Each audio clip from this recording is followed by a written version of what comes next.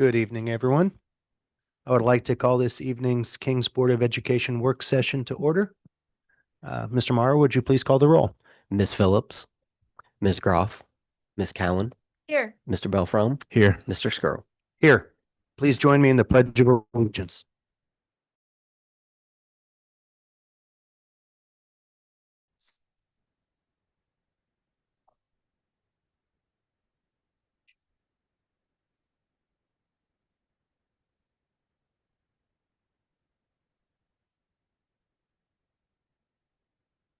May I have a motion to approve this evening's agenda? I'll make that motion. I'll second the motion. Mr. Morrow? Ms. Phillips, Yes. Ms. Groff, Yes. Ms. Cowan, Yes. Mr. Belfrom, Yes. Mr. Skrull. Yes. First item on our agenda this evening is reports and presentations. Mr. Sears, I'll hand it over to you. Yep, thank you. Good evening, everyone. This evening, we have Bill Brownback from HGC is here to provide kind of an update on the status of the construction of the new high school, as well as some of the initial packages that have been worked through the process. So I'm going to invite Bill to come to the podium and provide us an update on where we are so far. Thank you, Bill. Good evening, everybody. How are you? Good. Wanted to give an update just on the entire program. First wanted to hit with Columbia. Yesterday was a ribbon cutting over there. I think everything went pretty well, and we're getting ready to get complete and get it turned over to the students, I believe, next week. Matt, is that correct? Tonight we are going to talk about the GMP for the structural steel package on the school. I appreciate we got the letter of intent a few weeks ago, already engaged the sub, and that subcontractor is already getting ready to bring a material to the site next week for what we needed to keep forward. So tonight we're going to talk about that GMP a little bit. Just some quick facts on that GMP. We were $223,000 under on the structural steel package, so everything was coming in on under budget for where we needed to. A cumulative for the job for all GMPs that we put out, $119,000 under budget. So it kind of gives you some stats from where we started, what the estimates were versus the bid packages that we brought to the table so far, kind of on the job site. Hot and heavy time for us right now on the actual GMP portion of the high school project. So we do have all the bid documents in our hands right now, and all those bid documents have been sent out to the subcontractor market. There is over 85 bid packages that have went out to the market. So we've already talked about 4 so far on this job. There's 85 that's in this next GMP. So there's a lot more moving parts and a lot more kind of time and effort that goes together to bring in all this program to estimate. A couple facts. There is over 550 subcontractors bidded or invited to the job. That's basically on an average about 6 per bid package that kind of went out to the market. Next week, we're going to have a pre-bid on site. I believe it's at the cafeteria, but that's where we invite all the bidding contractors to come in. They can ask us questions. We put together a presentation, and then that's their ability to kind of get in front of us to go back and kind of put their bids together. There is 2 separate bid dates on this job just because of the massive volume of it that we want them to come in different sections. So on 10/28, there's going to be a bid package due for about half of those 85 bid packages. And then on 11/4 is where the big numbers come in, giving them a little bit of extra time. And also what that helps is it gives us an extra week to assemble some of the bids, and then the following week to assemble the rest of it. So it gives us a little bit better time. So as we talked about at the last board meeting, there was a possibility that we wanted to bring forward 5 to 7 more bid packages for another GMP past this one. So we'll continue to have that conversation, but what that's also going to help is those are the ones that are very critical for the next activities on the job site. We call that December 1st. We will be able to vet those. At the same time, we're going to know what that overall number is to see where we're at in the overall budget for the job. But to bring 85 bid packages in, get it all under contract, and I believe we were shooting for an 11/18 board meeting. That's going to be a heavy lift. And we don't need those immediately, but there is 5 to 7 that we do need immediately, and we'll continue that conversation as a next step.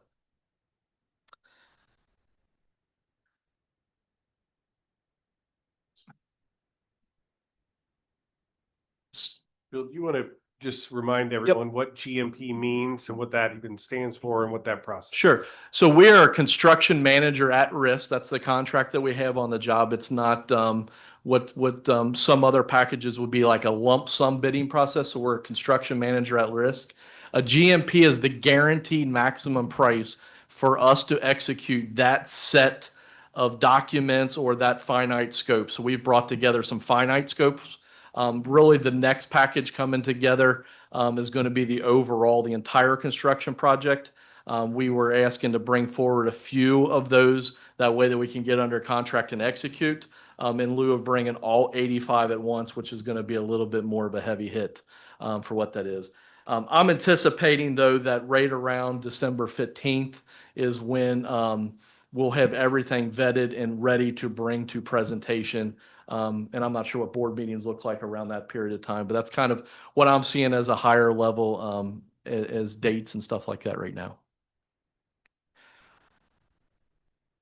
Other than that, the construction out on the project is going.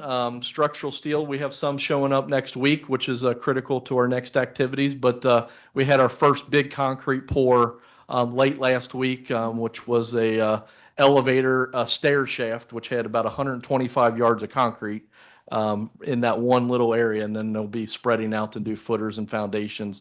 Primary in that lower level gym area is kind of the concentration right now. And as we start to bring that up, you're going to start to see more and more activities come out there. Any questions?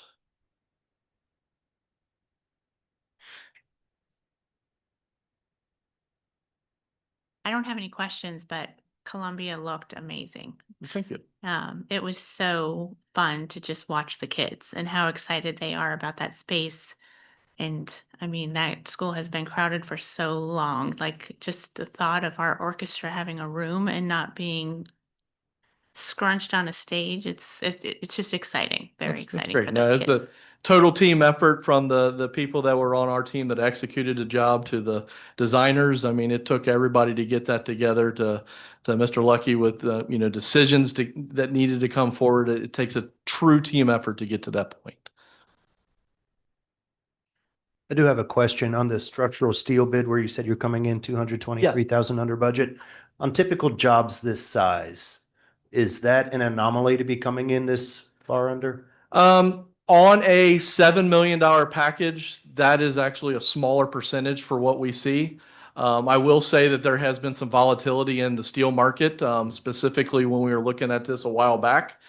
We had a couple contractors saying that the steel market could go any different directions based on how the economy looks and stuff like that. So I know that there was some factors of inflation that was put on there when we did some of the estimate. Ultimately, when we are doing estimates from the schematic design to the design development phase, that we want to make sure that there's factors in there that the market has told us could be out there. And structural steel is absolutely one of those markets. Later on down the road, when we talk about the big job, HVAC, when it comes to copper and that type of thing, we'll see some volatility in that market as well. The good thing is that we won on a package. And I think that it's very successful for what it is. But there will be some wins and losses as we go. We have 85 more to go, and I know there will be some wins and losses for what those are. But the percentage that we saw on that is kind of smaller in the overall project. Okay, thank you.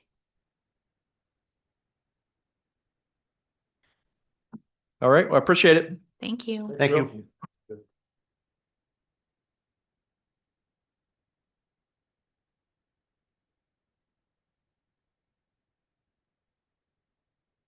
Up next, Mr. Morrow, and I'd like to take a few moments just to answer some questions around some information, the questions that have come up from our community around some of the questions around our ballot issue. And so some things that are We just want to kind of put out there as we've analyzed further and continue to be responsive to the community questions that continue to come up. And so we're going to tackle this a little bit together.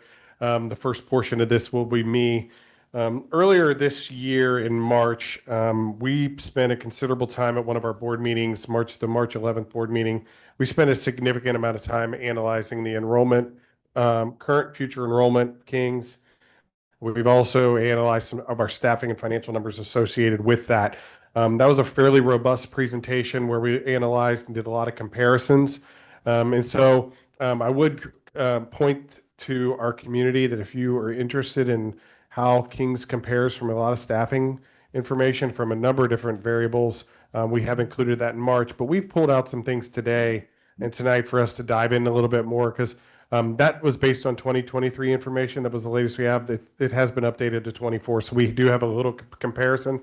So we're just going to take a broad swipe at this on a few different things, just so our board and community can see that, you know, these are processes that we work through annually. When Mr. Morrow, Mr. Spinner, myself, Mrs. Martin, we start to analyze staffing and we look at our ratios across the districts, we compare statewide as well. And so we spend a considerable amount of time ensuring that we're hitting the right targets. As we've changed a lot of our hiring practices, you'll hear me talk about that throughout this presentation, where we're analyzing every position that comes open. We analyze, do we need to replace it? Every position that comes open, if we do need to replace it, what does that look like? And how much experience are we willing to pay for new staff coming in? And so we've analyzed a lot of that. We look at it from a whole staffing ratio. We've looked at teachers, we look at administrators, we look across the board to ensure that we are in line with schools that are not only around us, but also like us demographically in the state of Ohio. So the first slide we'll pull up is really demographic information. This is based on, and I'll remind the board, we went through this in March, but I'll just if anybody's paying attention at this point in time, the state of Ohio, the Ohio Department of Education workforce establishes a top 10 comparison peer group across the state. That comparison peer group is based on demographic information. So these are a lot of districts that look just like Kings across the state of Ohio and who we compare to. Those are districts like Beaver Creek, Centerville, Perrysburg, Strongsville, Sylvania, Twinsburg. You can see the top 10 on this list. So what we have here in this is a comparison staffing ratio since 2022. As we've outlined many times that we've had significant conversations around some variables and looking at cost savings, more efficiency, especially since 2022. It's what the board has asked us and directed us to do. And so we can see this play out in some of the data that we're going to present tonight. The first one, you will see this is a comparison over 3 years, 2022, 2023, 2024. These are all staffs. This is the full FTE, full-time equivalency employees that we have in our district. You will see there are approximately, and I'm going to zoom in here on mine. I'll go just so I can say the right numbers. Currently, we're sitting at 564 total employees that we have within our school district that are full-time equivalent. That number is different than 2022. In 2022, we had 573 employees that were considered full-time equivalent. That has dropped to 564. So we have, over the course of those 3 years, we have less overall staff than we did previously. You'll see that play out also at the top where the blue lines are ratios. That is the number of staff per student. So when that bar is going vertical, that we have more students per staff member in our ratios. If you want to compare across the districts, you can see that in 2024, we had 8.8 was the average student per staff ratio for our top 10 comparison group. That is the highest among that group. And so we started out the highest and we have continued to go higher, whereas most districts, their ratios, they're adding staff. As you can see, those orange bars get taller. They're adding staff. The blue bar goes downward. That means their ratios are getting a little bit less. They have less students per staff member. So this is a testament to in evidence of the efficiency that we've looked at over the since the 2022 plays a role in some of the 8 million that we have identified. So this is our comparison group. So anytime that we look across, this is the Ohio Department of Education workforce sets this up. This would be our comparison group for all staffing scenarios and ratios, and that we would look at. We look at this annually. These are reports that are very simple for us to draw and for us to look at. The second one is how do we compare to other districts that touch Kings or are most like Kings around us. So you will see the same numbers are there. You will see the numbers for each school district near us, and you will see kind of what their trends are. I'll point out that from a total staffing standpoint, we are lower than all the districts that currently in 2024 we have the we're a little bit above Loveland, excuse me, but we have less staff than most of the schools around us total. Is that showing on, this is We need still to- the, Go to the next one, please. I'm sorry. There you Yep, sorry. Thank you. Yeah, thanks you. I'm here, they're there. Okay. So you will see this is just for the comparison for our districts that are around Kings. So Kings, Lebanon, Little Miami, Loveland, Mason, Springboro, Sycamore. So a lot of the districts that touch us and Springboro, and you can see the staffing ratios. Again, this is for all staff. You can see where we compare in the total number versus the ratios. Most of the districts, with the exception of Sycamore a little bit, they've stayed about their ratios the same. Most districts' ratios are going down. Ours is going up, meaning they have less students per staff member across the board. This is, again, evidence of the efficiencies that we've worked through in Kings. So not only have we seen this in the top 10 peer group, we're also seeing that similar trend with groups that are the schools that are directly around us. Again, this accounts for the total amount of staff that we have. So as we've seen enrollment grow during that same period of time, we've seen our staffing ratios get higher, which means we have less staff to support that. The next one is for teaching. So if you just isolate the teacher classification, you can see from 2022 to 2024, you can see those numbers there that we have the exact same amount of teachers in 2022 that we have in 2024. So there has not been an increase over that period of time. That's why our ratios have stayed somewhat similar. During that same period of time, we've seen 136 student increase. So we've grown by 136 students, but have not changed the amount of staff that we have. You can see in 2024 where we compare to all of the other districts and the number of teachers versus student ratio. Okay, so I've isolated that a little bit further for this group. Down to our peers. So this is 2024. The Kings, this is the top 10 ODU, Ohio Department of Education workforce peer group. Marcia, can you please go to the next one? Thank you. That is the highest of our comparison group within the state, which we have more students per teacher than all of the other districts that we compare to. That is, again, the Ohio Department of Education workforce. You can see from a comparison number as far as number of staff, we're at the bottom half of that in total number, but our ratio's significantly higher. That I've broken it as well just for our neighbors. So you can see where we stand as far as a student to teacher ratio on average throughout the district. Go one more, Marcia, please. Thank you. You will see that from our peer group, just for the neighbors. And so Mason has a little bit more of a higher ratio than us, but then you can also see from where we compare the number of students per teacher in our district. We are higher than our peers. We're higher at the top end of the Ohio Department of Education workforce ratios. The next one we'll look at is looking at administration.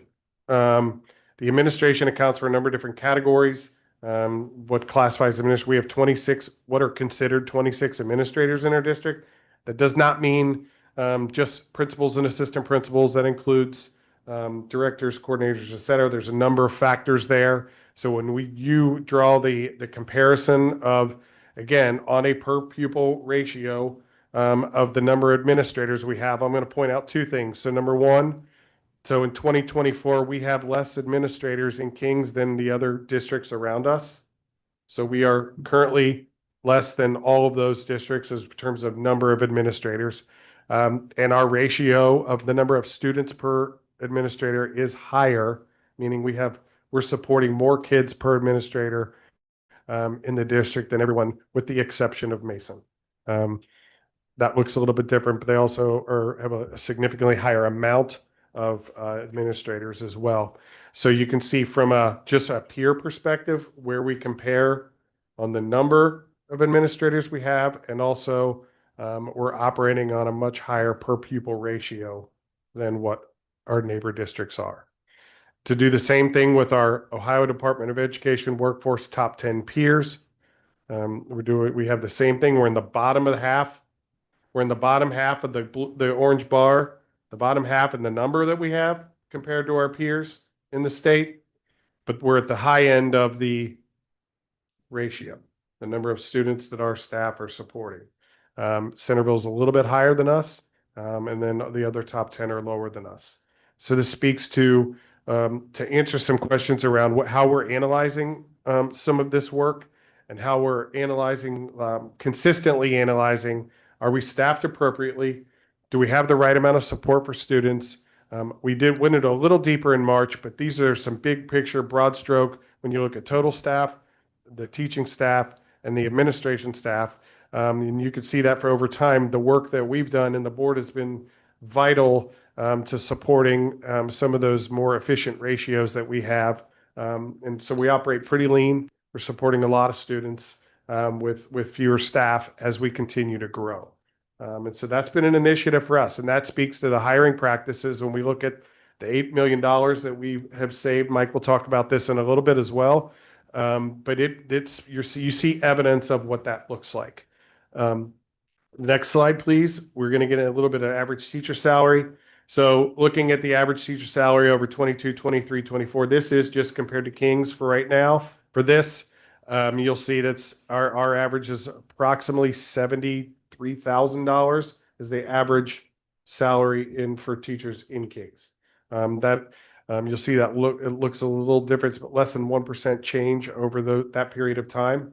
So between 22, 23, and 24, it's less than 1% a year. That doesn't mean each individual teacher is only that is the total accumulation of our staff, that we are staying fairly consistent about how the average salary of that we're paying our staff.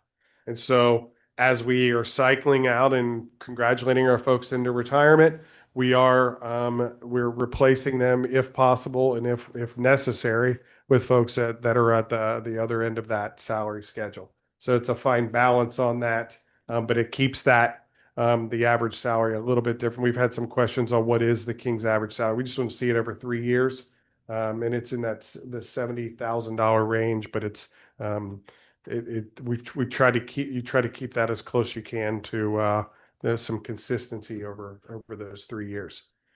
The last one is I'll look at trends. So if you want to look at that for 2024 compared to our peers, because this comes up as well, where King sits in comparison to the average salary.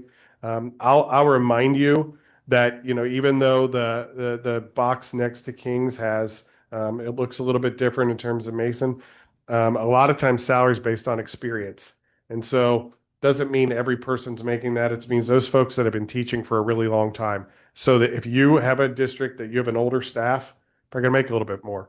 Your average salary will look a bit different. But if you have a younger overall staff, it's going to look a little bit different in that world. So it's a lot of times it's really dependent upon experience.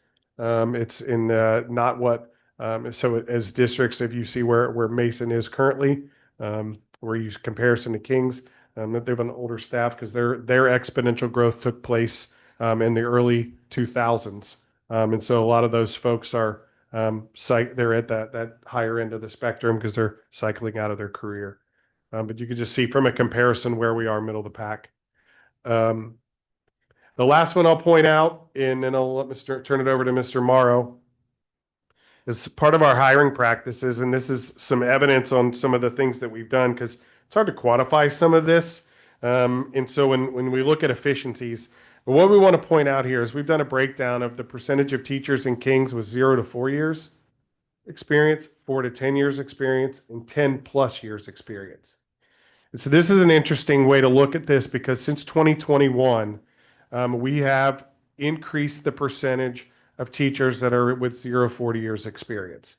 So this coincides with exactly what some of the initiative we had in that 8 million that we've looked at our hiring practices. We've been very stringent in analyzing. We want the absolute best quality staff we have at Kings. Our vetting process is built to analyze folks that we want high quality educators in there. But we're really targeting lesser experience for this matter. From an efficiency standpoint for the school district, we're targeting less experience. We feel like we have the infrastructure to teach them and train them well. We continue to do that. But you can see from here, from a graphical representation, that we have increased the number of folks that are in that. And again, it speaks to the efficiencies that we have analyzed over time. Also, while the teachers that are in the 10 plus years has remained relatively the same. And we've tried to, we'll see that look a little bit different. But just so the board can see, when we talk about hiring practices, this is the example of what this looks like for us. That we're constantly looking at the most efficient, effective way to continue to serve kids. Turn it to Mr. Morrow. So another question that we're receiving is about the earned income tax and potential for growth into the future. So we pulled a couple different pieces of data.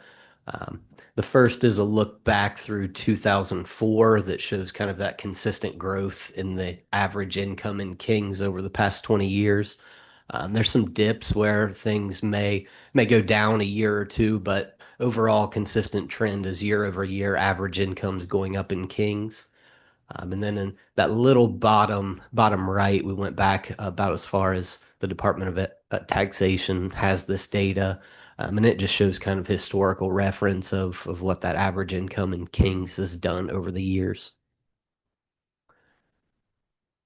Go ahead. And then this is just another way to look at the same information. So this is median. So that individual or that tax return that's kind of right in the middle. And actually it's even more consistently growing than the overall average. So just a couple different data points to show that incomes continue to rise in Kings, except for some extraordinary event. Go ahead. And this kind of circles back to the staffing conversation and just overall looking at our spending compared to other districts. So this is those top 10 districts based on ODU and where we rank in per student spending compared to the other districts, and we're right down at the bottom. So it's a good measuring stick to say, are you overspending compared to your peers? And this gives a pretty good indication of where we are in that. Go ahead. And then one more, just kind of showing the overall per pupil compared to our neighbors, and we're squarely in the middle, right at the average. So just another metric to look at. And like Mr. Sears said before, this is something that the board's seen before, and we've had conversations about over the years, but just wanted to bring it back up as we get questions. I appreciate you doing this because I've had a lot of questions lately. As I've been out in the community and talking to people and answering questions about the levy, people have said, well, why don't you just tighten your belt a little bit? And we have. The $8.2 million is a lot of money that we have saved while not affecting kids' educational experience. And I don't know that anybody wants to win this. It's not, I don't know that being the lowest is a win, I just want to be very efficient and use our money wisely. I want to pay our teachers fairly, a good wage, but, not be the highest, not be the lowest. I don't think we want to win any of these slides. So I appreciate the efficiencies, and if people do look at how that 8.2 million adds up, it's 1.491 in hiring practices. It's huge. So I appreciate you putting those slides together and just reminding everyone. It's hard when people don't watch board meetings every month. When things are going good, they don't watch, but we do go over this all the time.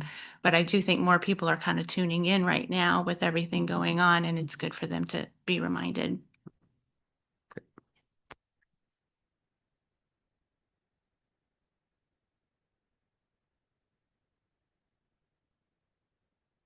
Now, for those who aren't watching this evening, will these slides be available for the public to view? Yeah, absolutely. We'll post them on board docs so anybody can access them. Board docs, or can we put those on the website? Yeah, sure. Absolutely. We can add them to the website. Okay, Mhm. thank you. Yep.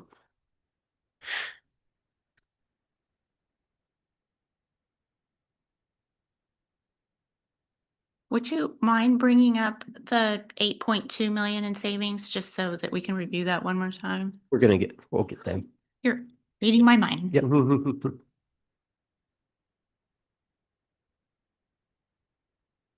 Do we have any other questions for the board, from the board?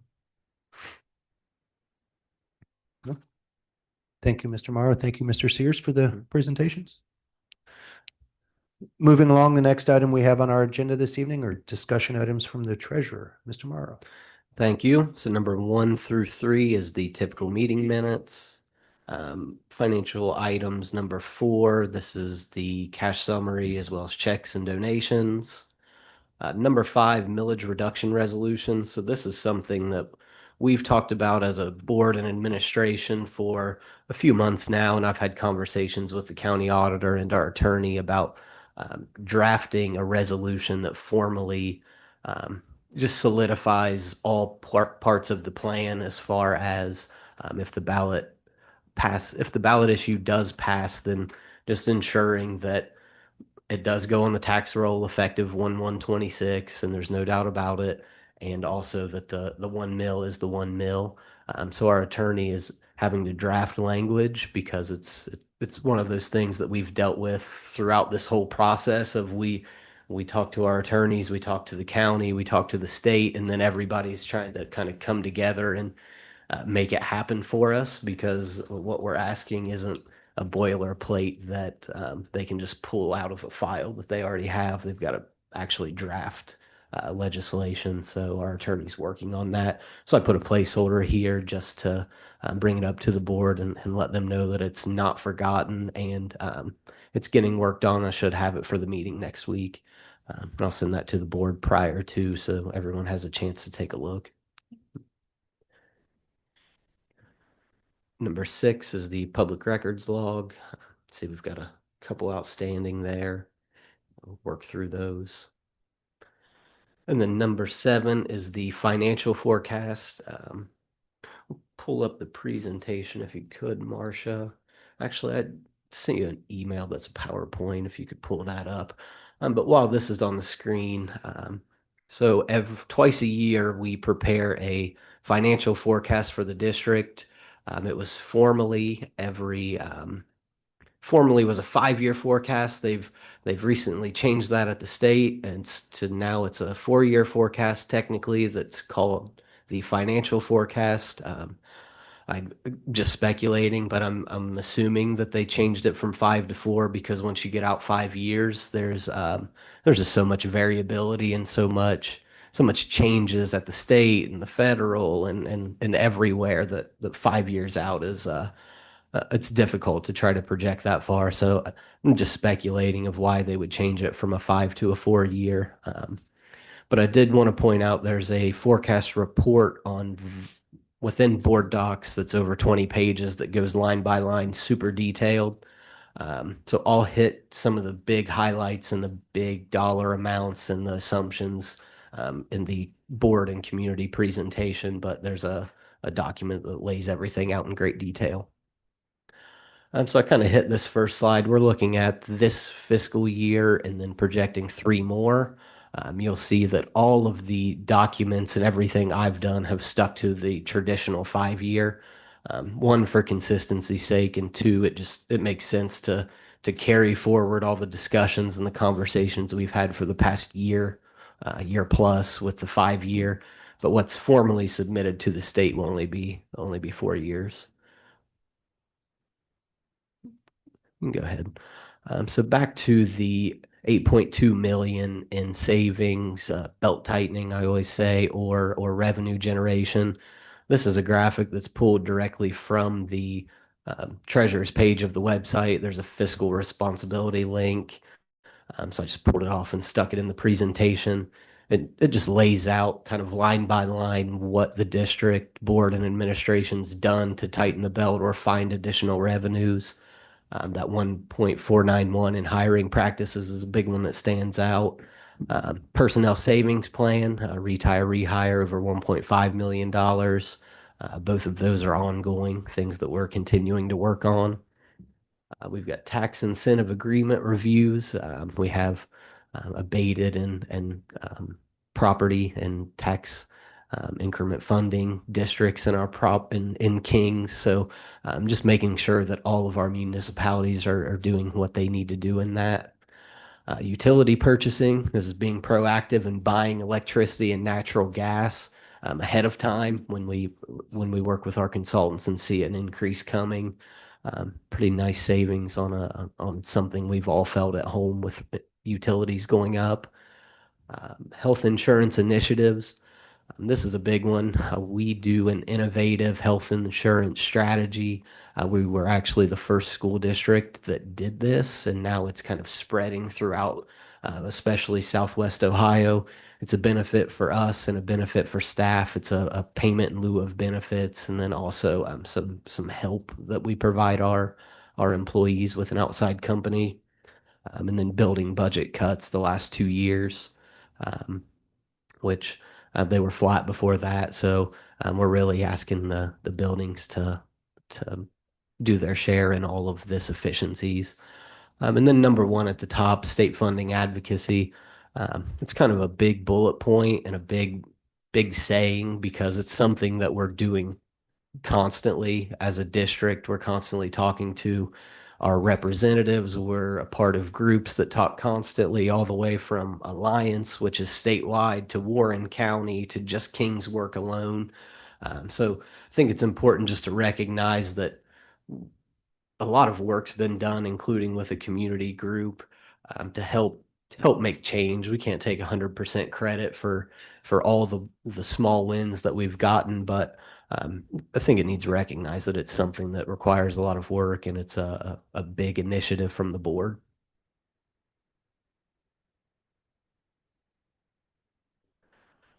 Okay, so we'll kind of go through, start bigger picture, kind of go into details a little bit. So what's the same since May?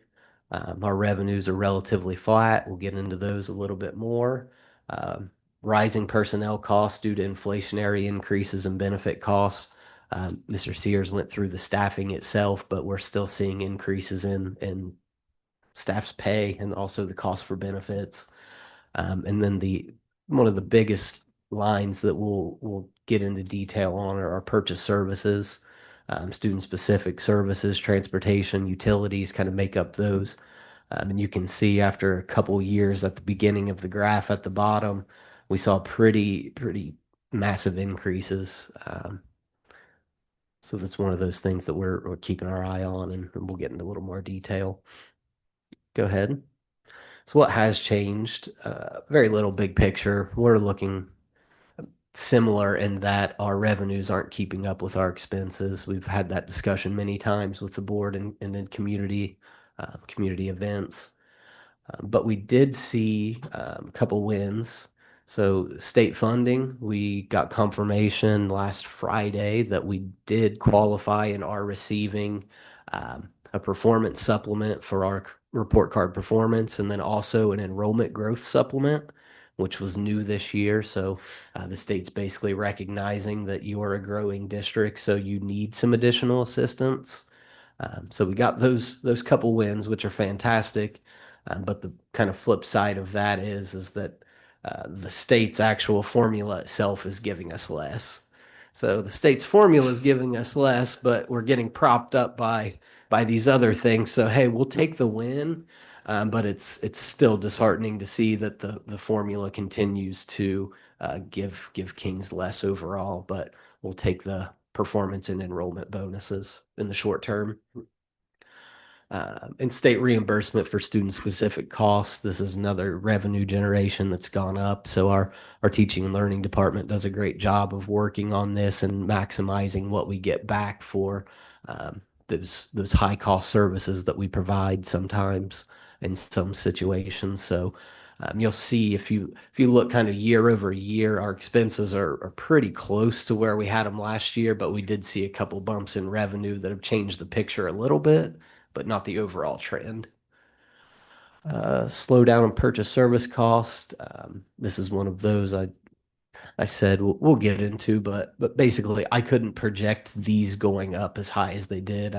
I look back 3 years ago and said if I would have said where we are today 3 years ago, somebody would have called me crazy or a liar. They were going up that fast, so it was nice to see kind of that temper down a little bit.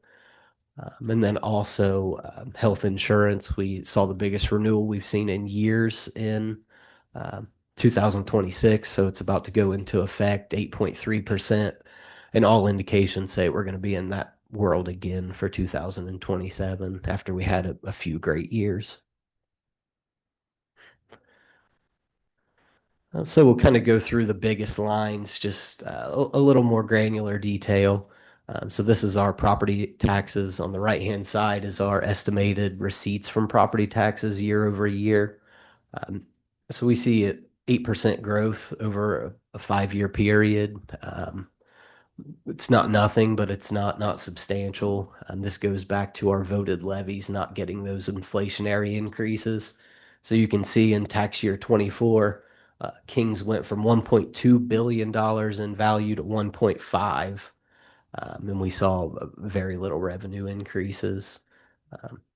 That yellow highlight right in the middle that says change minus 7.4, that's the community's tax rate going down. So as those huge valuation increases have happened, that's basically a whole operating levy that just came off of people's tax rolls in 1 year, 7.4 mils. So it's really a big deal.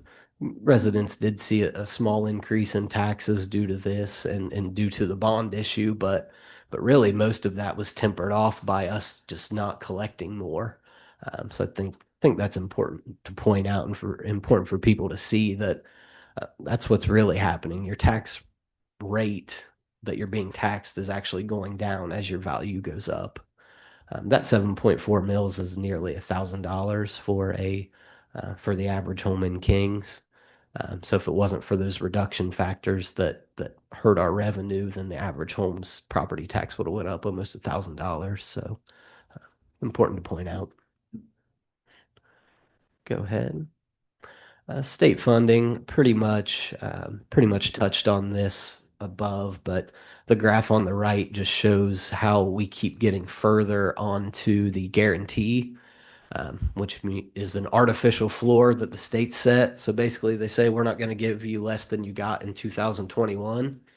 So we kind of came off that floor for a couple of years and now we're back on it. So when I say our state funding is going down, we're going back to the minimum that the state's established for us, essentially, outside of those performance and enrollment growth.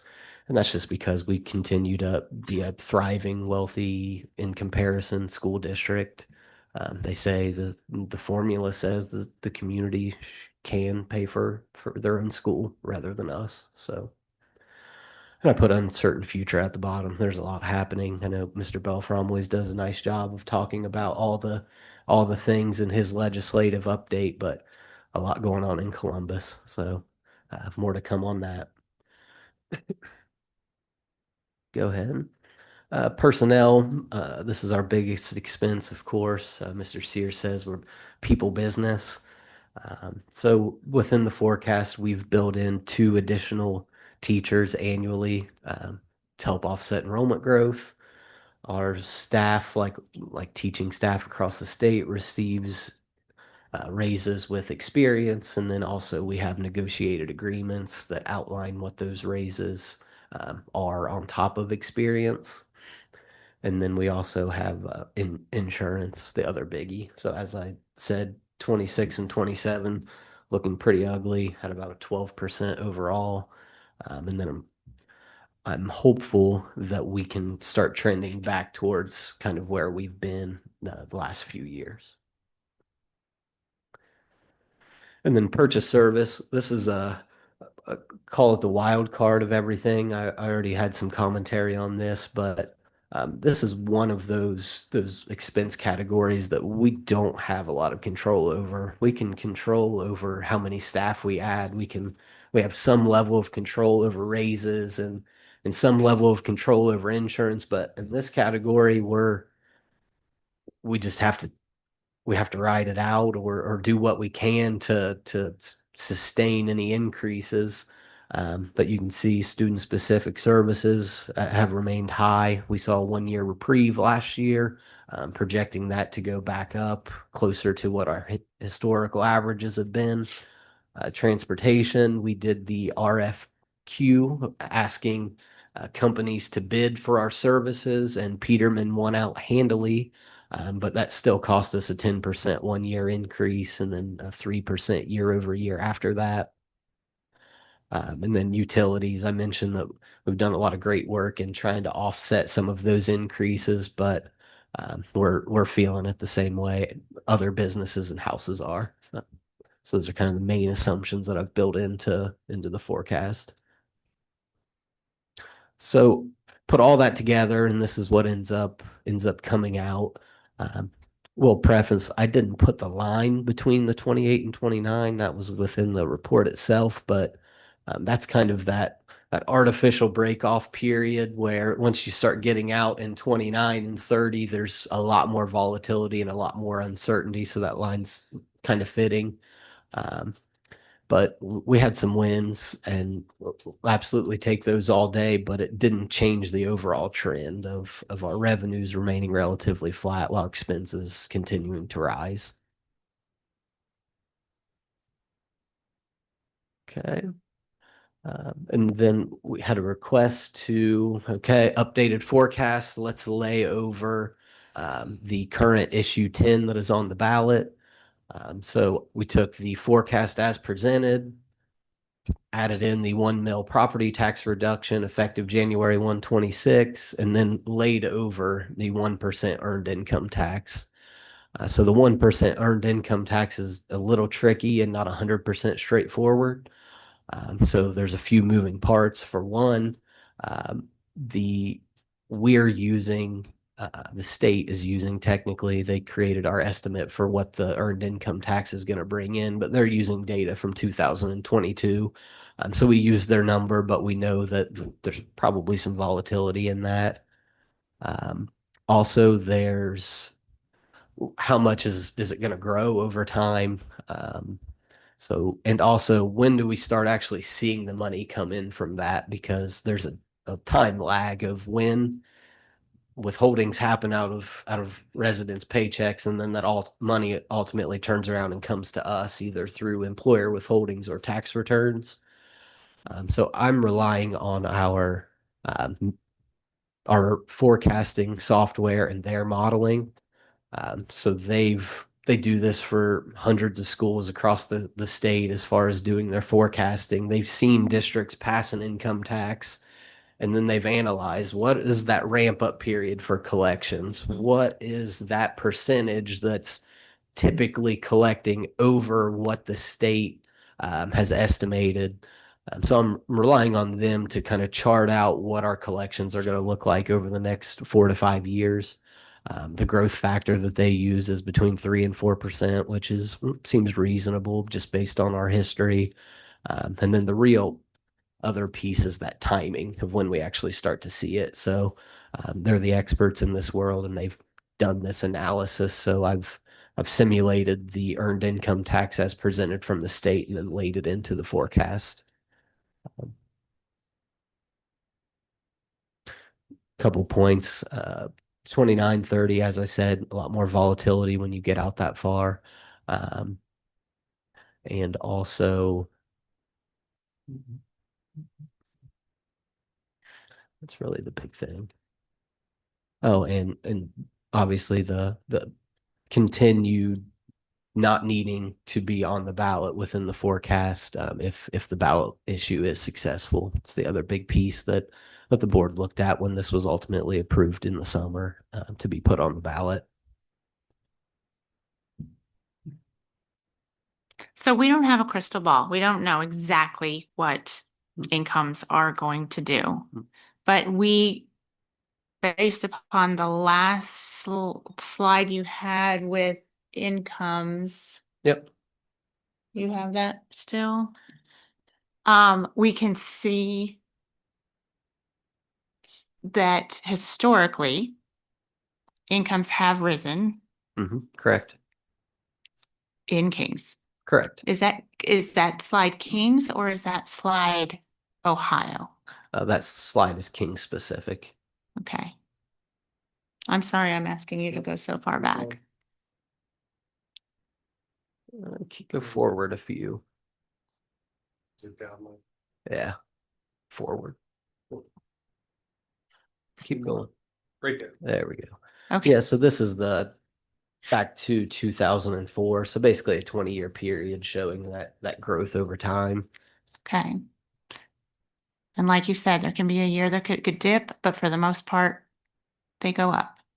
It's pretty consistent. You can look at the years if the dips follow when there was a traumatic event kind of countrywide. So if you look at the late 2000s, you see a dip there, and then it bounced back. There was recession at that time. So, but Yes. Right after 2008. yep. Okay. So when we look at that forecast with earned income projections, Hmm. could be higher. Absolutely. And as I said, the state is using data from 2022 when they're giving us the projection. So there's almost certainly some variability or difference from what they're providing. I asked them as recently as today for an updated amount, updated information. They said hopefully they have something to provide with 2023 data by the end of this year. So yeah. I know, it's crazy. It's so far delayed. So we have to work with what the data that they give us is, but it's pretty easy to assume that we're going to see increases Right. just based on history of increasing incomes. Yes. My apologies to the people running the slides, but I mean, they all go together, it all tells the story of what we can assume or not assume.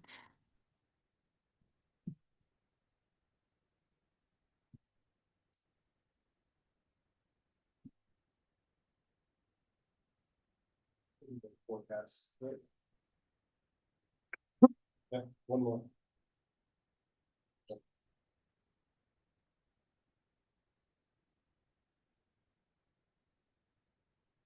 The final thing is when we had the conversations with the board about doing this plan throughout the spring, the board's intention was never to put something on that was going to over collect and give us all this money so we would have the ability to not be held accountable and we could just kind of go free spending.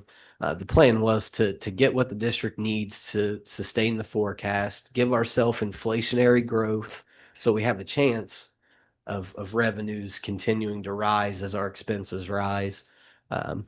But then also the board hold us as the administration accountable for continuing to do the work that we've done to continue to be a low cost, high performing district relative to our peers and continue to find ways to save and or generate additional revenue. So it kind of comes full circle to the conversations we had back in the spring. That was the board's intent at that time, from all the conversations that we had. So I have a question that I just want to check my understanding. So when I looked at page 23 or 24 with the October fiscal year 2026 4-year forecast. This is using our current numbers, not your projection. Correct. So that is currently with no additional revenue. That's correct.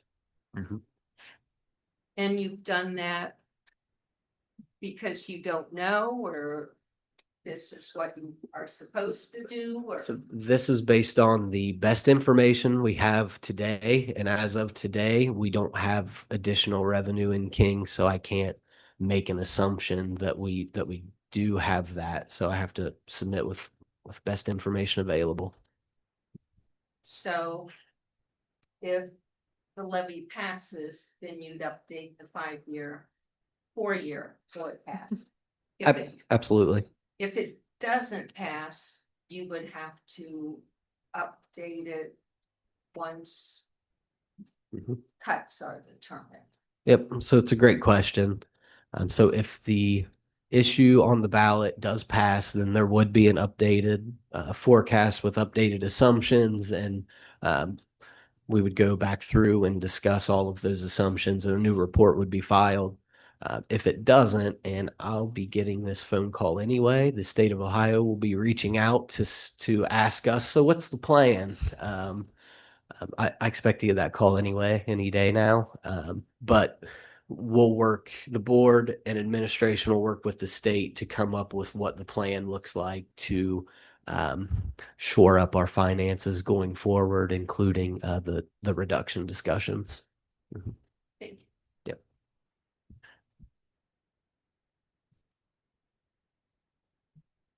So looking at this chart you have up here, so the proposed EIT, smaller amount, that's just due to the ramping up? Correct. Okay. And then the Is- proposed millage reduction looks like it's half 2026 versus 2027. Correct. So just timing of everything. So if you think of fiscal year 2026, it ends on June 30th, 2026. So these are calendar years on here, not fiscal years. Well, so the property tax world works on calendar years. Yeah. So property tax bills would go out half in the spring, Mhm. which would see half of that Got it. millage reduction. Yep. We'd collect that through June 30th. Then the second half of the calendar year actually falls in fiscal year 27. Got it. So that has a small ramp up as well. Mhm. And then if you look at the proposed EIT line, we're looking through June 30th. So that's not a lot of time from when that proposed tax would go into effect to the end of the fiscal year. So basically that's just payroll withholdings starting essentially. So there's a small ramp up for both, a bigger ramp up in the earned income tax world. Thank you. Yep. Great question.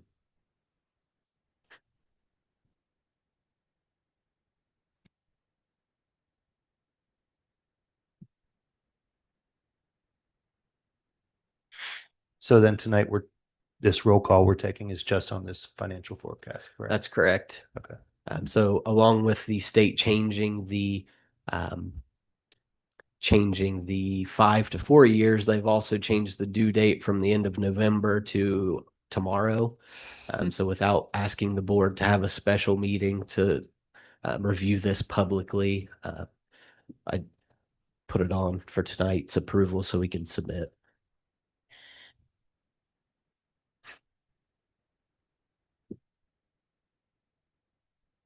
Do we have any other questions for Mr. Morrow? All right, if there's nothing else, may I have a motion to approve the financial forecast? I'll make that motion. I'll second the motion. Mr. Morrow? Mr. Belfron, Yes. Ms. Phillips, Yes. Ms. Groff, Yes. Ms. Cowan, Yes. Mr. Skrull. Yes. Moving on in our agenda, we have discussion items for the superintendent. Mr. Sears? Yes, as presented earlier by Mr. Brownback, this will be an approval tonight for the GMP 5. This is the steel package for approval. Just to remind the board, we had a letter of intent to as to not have a special meeting. We did a letter of intent, so that is in the works, but this is the package that Mr. Brownback presented earlier.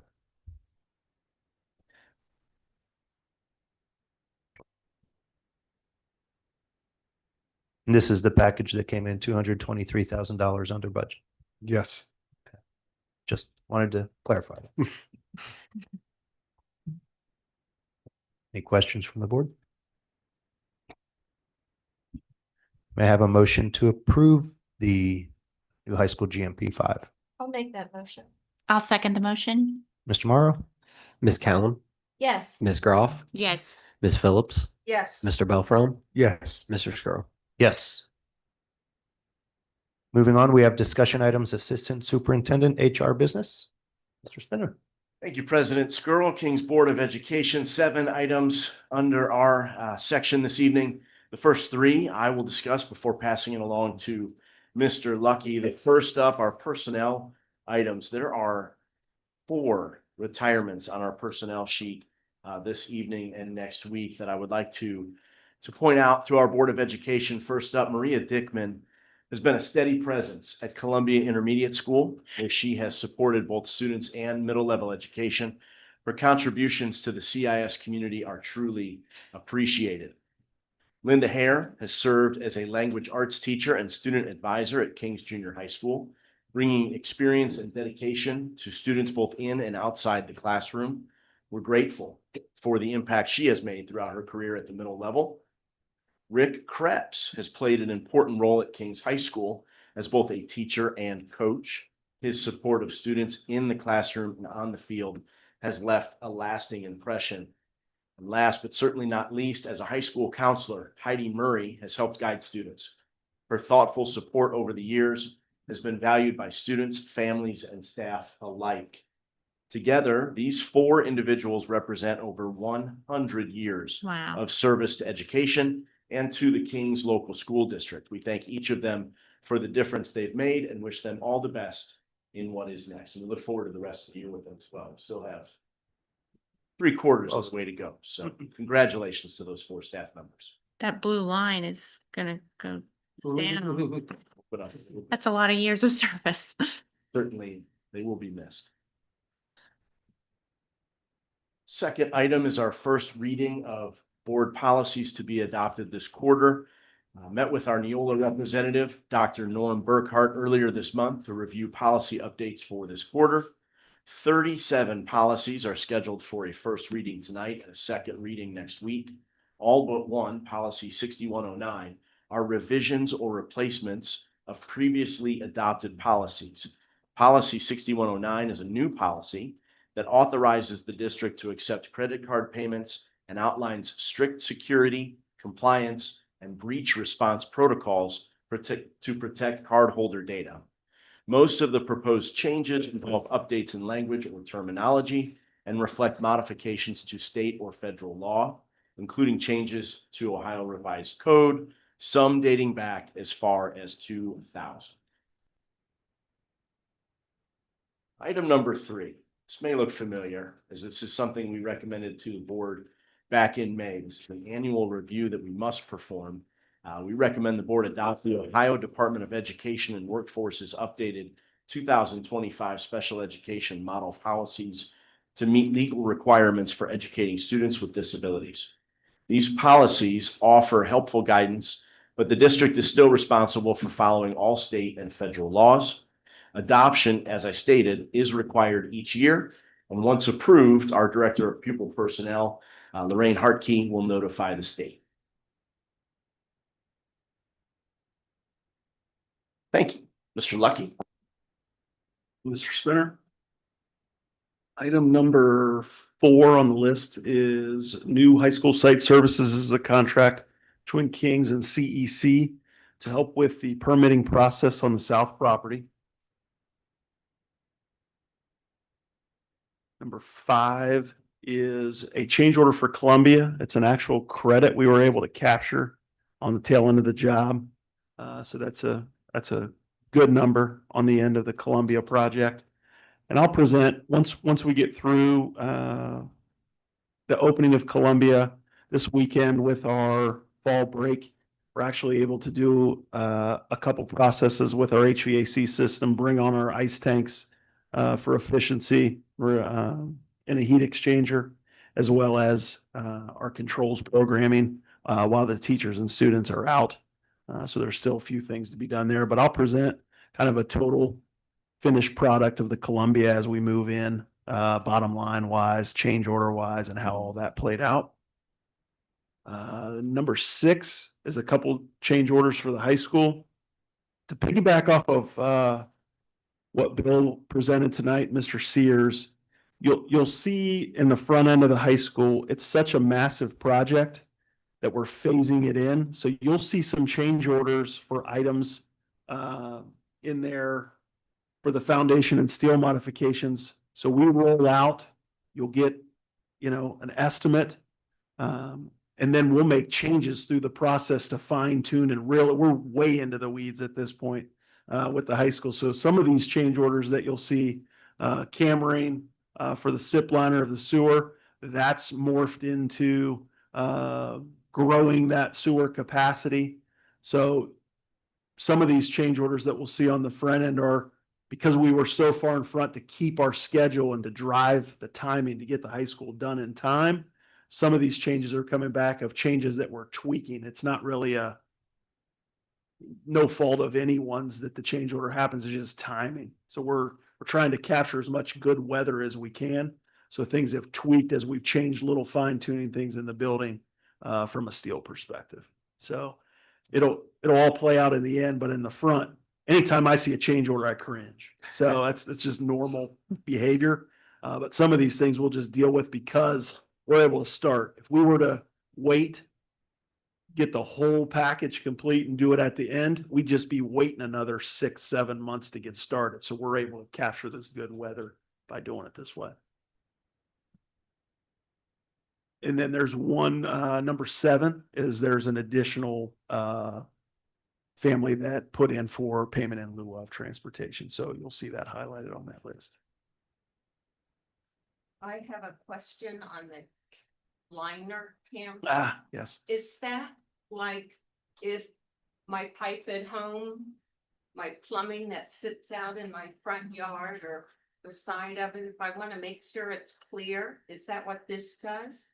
Very similar, on a much larger scale. So the existing sewer main that ties down towards the river with Fall, the county had requested that we do this cammering to make sure that the pipe was in great shape to take on the new capacity.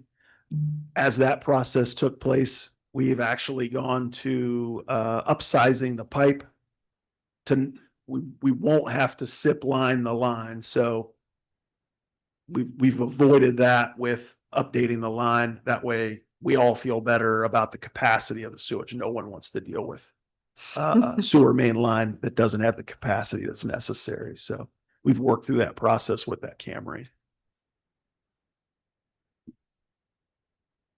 Yeah, dare I say it, but that price seems, I would expect that to be more for 340 feet of line. That's just for the Camry. Just for the camera. That's just for the Camry. Yes. Gotcha. Yeah. You Did you change your opinion? Yeah, is that? Because there'll be a chaser one with what the, Oh, okay. as we keep going through the process, but. Quite a camera. Mhm.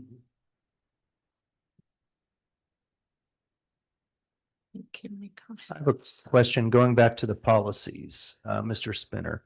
So you mentioned everything except for 6109 or just kind of revisions, but 6109 is new. What sort of items might we take credit card payments for? Might be more of a question for Mr. Morrow, but. Credit card payments are primarily for like fees and tuition. Okay. Those are really the big ones that in lunchroom. So food service. That's really it right now. Okay, thank you. Mhm. So will students be able to pay for their lunch with a credit card in the future, or do they still have to go through the It's still the same process. So Okay. the policy itself doesn't actually change anything. It's just putting a policy in place relating to things that we've done for a long time here. Okay.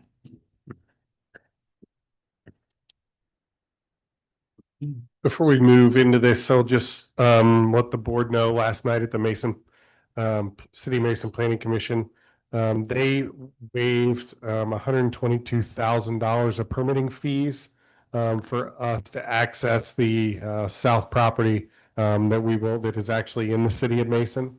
So I think just want to thank all of those folks within the city, and especially Steve Harkey, who's done a lot of great work with us, and it's just a testament to the community partnerships that we continue to have. All of our municipalities are really doing a great job supporting this project. They've all waiving fees, expediting permitting.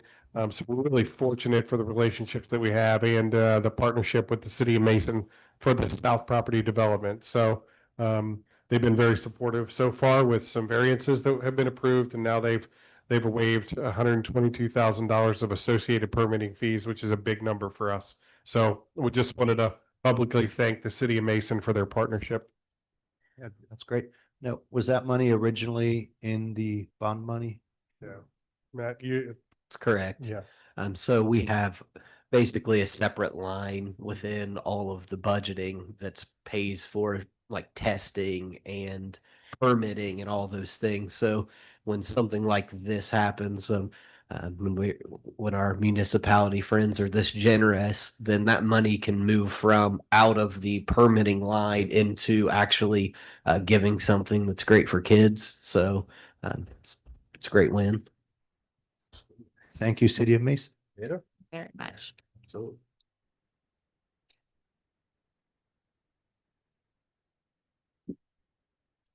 All right, moving on. Next agenda item we have is discussion items, Assistant Superintendent Educational Programs. Good evening, everyone. Matt and I have two items we want to talk to you about. First of all is Professional Development Day, which is this Friday, October 17th. This is our big day. This is the PD for the year, right? The big full day. We started working last March with our professional development team on this day. So we're excited for it to be here, and Matt's got a lot to share with you on that.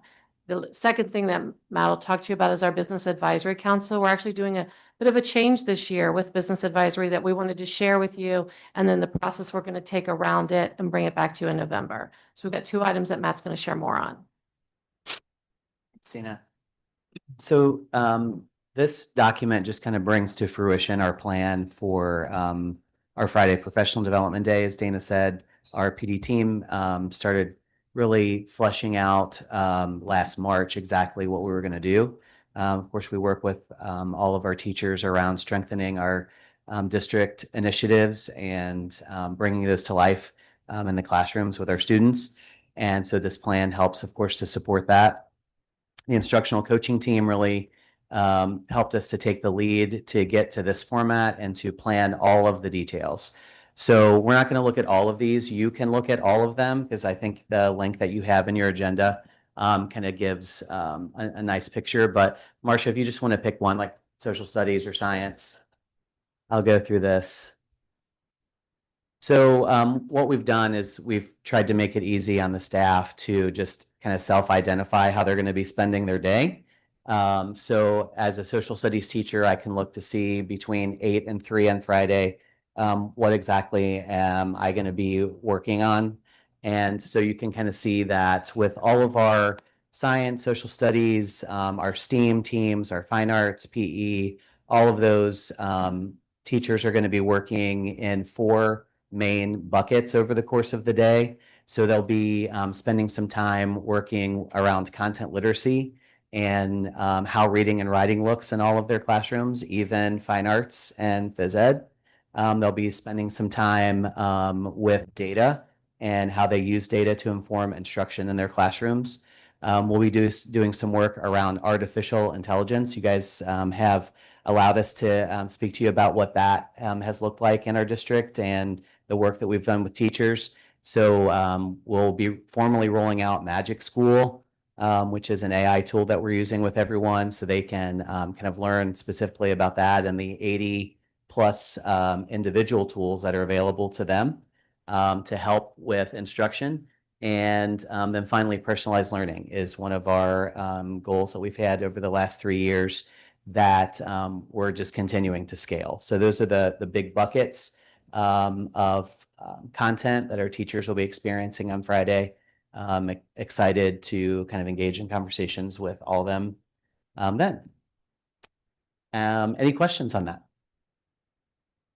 I did leave out ELA and math. That's because they're working a little separately. Our ELA teams, you might remember last year, we had across the state a big initiative with Science of Reading. A lot of work with ELA standards that led to a new resource adoption. So our K-5 ELA teachers will actually be at Columbia. That's a change. All of our PD is typically at the high school. Sometimes we'll run across to the junior high and borrow a room there. But with all the excitement at Columbia, we thought it would be nice for those K-5 teachers to visit that building. So they'll be obviously in classrooms for their training, but during breaks, they can kind of run over and see the new beautiful addition. So just I've heard from some teachers that have been in our district for a while, and they have never been to Columbia Intermediate. So they've never been to the school. They've only been to the high school for different meetings in the building they work in. So just kind of excited to make that change for everybody. Our math group is going to be kind of working on some new visioning that we'll be talking about ongoing throughout the course of this year. The state of Ohio has a new math plan. And so we are working to kind of take that math plan and then also think about what we think is best math instruction. It is, getting away from the algorithms and testing and memorizing of facts and moving into the realm of problem solving. And our teachers on Friday will be engaging in math and debriefing on what that feels like as a student, and then thinking about how they can bring that to their students. So that fits right in with everything that we're doing with our Power 5, with our critical thinking, problem solving, communication skills, et cetera, with our students. So just excited. Friday's kind of our Super Bowl of sorts in teaching and learning. So, we're excited. Excited for that. Any questions or anything? No, Thank you. none. The last item is our Business Advisory Council. So there are over 600 districts and 52, I think, educational service centers across the state of Ohio. And the law in Ohio requires all districts to be a part of a Business Advisory Council. And so for years, this is my 12th year in Kings. So we've always participated with the Montgomery County Business Advisory Council, which has a wonderful, wonderful group. They do a lot of good work. We've contributed to that work. Warren County ESC has for years been an arm of that Business Advisory Council. And so kind of with those changes, we're trying to explore kind of what we think will be best for Kings and for our students. The purpose of the Business Advisory Council is to work on those kind of partnerships between area businesses, what the workforce needs are in our community, and how schools can really help to kind of pour into that and prepare the next generations of workforce in our area. So Warren County ESC had their first meeting, and then Hamilton County ESC also sponsors a group, the Greater Cincinnati Business Advisory Council.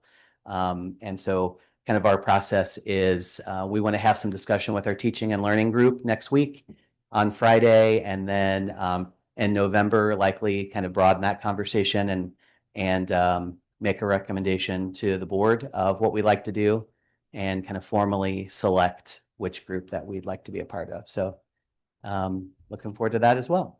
That ties in, of course, to all of the workforce development, career advising work that we do. Great. Thank you. Thank you. Thank you. All right, next agenda item we have is items presented by the board. Is there anything the board would like to bring up this evening? Peggy and I wanted to bring something up. We met with some community members earlier today, and they brought up a concern that I thought we could ask, the rest of the board how you guys feel about it.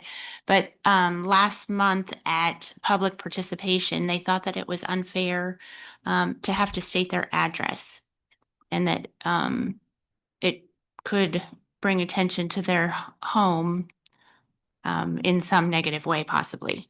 So I just thought I would bring it up and see how you guys feel about stating the address, and what your thoughts are on that. Well, public participation is open to anyone who's a resident or a parent or a guardian of an open enrollment student or an employee of the district. And I think a good way for us to safeguard that is to have them state their name and their address. And we do have a board policy that states that. I forget what it is off the top of my head. If someone could do a quick search, but I think by doing that, we're staying within our policy of our board meetings. And let me take a step back. So was there anybody that had felt that by doing that, they felt threatened in some way? I think they mentioned in the past they may have felt that way. Okay. Because the last thing I want is anyone to be unsafe. Receiving emails. Or mail. Yeah, or mail. I think it was possibly receiving mail. Yeah, I think you're right, Janelle. So mail, but no physical harm or nobody approaching anybody at their. No, they didn't mention. No. Sorry, Mr. Pelham. No, I was just going to agree. I concur with what you said. It's part of our policy. It's a way for us to, if vet might not be the best word, to make sure that we are hearing from people who are part of this community. So I think this is something we would have to discuss a little more, how we can, I don't know if we even want to change that. I agree. I don't want to see anyone be compromised in any way because they put their address out. I mean, they have to write it down, right, on our sheet as well. So, or they're supposed to. So Okay. it's something I think we can certainly discuss, but I don't know if. Well, something like maybe to put some thought into. Yeah. We don't have to make a decision today, but Yeah. just wanted to. And I know I've been to other public meetings where anyone who's speaking has to do the same, state your name and your address. Yeah, it's standard policy. Yeah, I so think. it's nothing that we're doing out of the ordinary. President Skrull, I did find the policy number and section, Okay. if you would like to, for me to read that. Yeah. So it's policy 0169.1, public participation at board meetings. It's under section D. Participants must first be recognized by the presiding officer and will be requested to preface their comments by an announcement of their name, address, and group affiliation, if and when appropriate.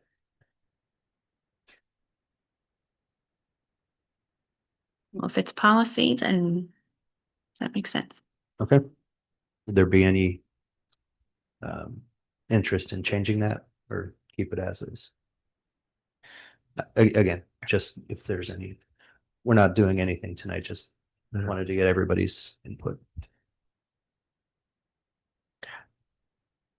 Not for me. I understand the concern, but I think the policy is just personally speaking, I think it's good where it is. Okay. Is it acceptable for someone to say the street and not giving their exact house number? Would that be? I don't have any concerns with that. Say I live on such and such street. Within this, I live on 123 Main Street within Kings Local School District. Because we did have a couple speakers who didn't actually. They were permitted to speak and they didn't actually comply with the policy. But maybe if we gave them a little bit of latitude to do a bit more general, maybe they'd get more comfortable giving their exact house number. And Understood. street address. Yep. I think that's reasonable. Yep. Okay. Thank you, Mrs. Groff. Sure. Are there any other items presented by the board? I just had one other thing, and I saw that the donations, there was a sizable donation from the SLE PTO. And I just want to thank them and also thank the Columbia PTO for the shade that we saw at the ribbon cutting over the courtyard. And really every single PTO for all the work they do for our kids. Like our PTOs are just amazing people that just tirelessly give their time to help kids. So thank you.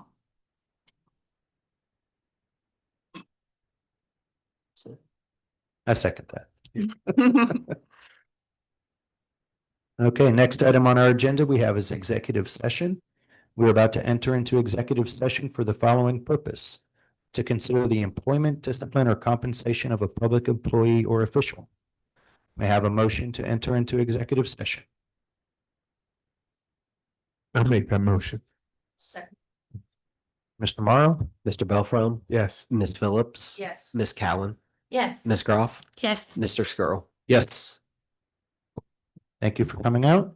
As soon as we come out of executive session, we will adjourn our meeting.